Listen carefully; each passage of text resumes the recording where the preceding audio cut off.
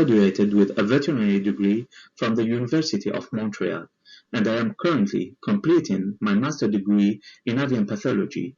And today, I will discuss the impact of laying hens alternative housing systems on the incidence of the intestinal and external parasites. First of all, let me start with a glance at the eggs industry of Quebec, which represents about 20% of the Canadian market share. 165 producers in the province own 5.5 million layer hens.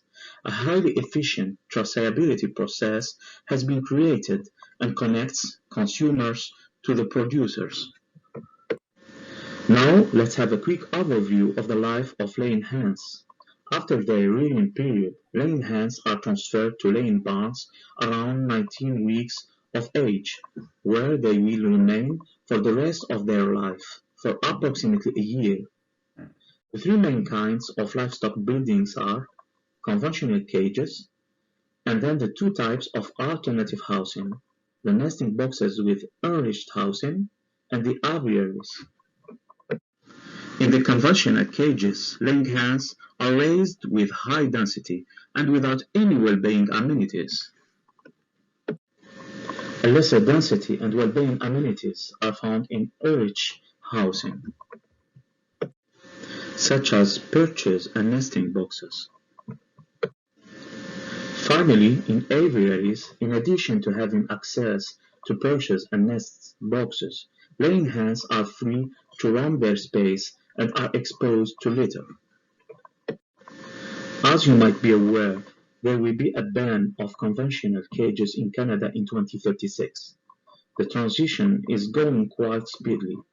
As of December 2020, only 47% of conventional cages were still being used in Quebec. Coccidiosis caused by protozoan Eimeria species parasites has an impact of intestinal integrity, causing an enteric disease. Nematodes, parasitic worms, including the species of Capillaridae and Ascarididae, can also affect the health of laying hens, even finding their way in ex-albumin, while poultry red mites can cause production losses. Our hypothesis is that the incidence of parasites and associated diseases is higher in layers housed in aviaries than in those in enriched housing. And the objectives were to compare the parasite excretion curves to highlight the impact of alternative housing on the incidence of the intestinal parasites on laying hens from 19 to 65 weeks of age. 24 hen houses, 12 aviaries, and 12 enriched housing were selected and monitored for the duration of lay. Weekly fecal sampling done by producers. The following ages were targeted for the analysis. Red mites sampling at 65 weeks of age. For the intestinal parasites, McMaster and Wisconsin tests were used for quantification and identification of Eimeria species, oocysts, roundworms, and capillaries. For the McMaster, salt solution were performed to recover all oocysts in the tube. For the Wisconsin test, a sugar flotation test has been used for identification of coccidia species in the samples according to their size. For the external parasites, mite traps were placed throughout 20 units on week 55 and collected for analysis 48 hours later. As a result, there was a statistically significant effect of housing type on the presence or not of Eimeria species. The age also had a significant and negative effect on the presence of Eimeria species.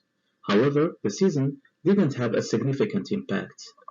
No roundworm nor capillary parasite were found, and no trace of red mites was detected at 65 weeks of age after checking the traps. And as a conclusion, the incidence of coccidiosis is higher in layers housed in aviaries than in those in enriched housing. Eimeria species is more present in younger laying hens. So I want to thank my supervisor, Dr. Martin Boulian, and also all the team at the Chair in Poultry Research the University of Montreal, and the producers. So thank you for attention.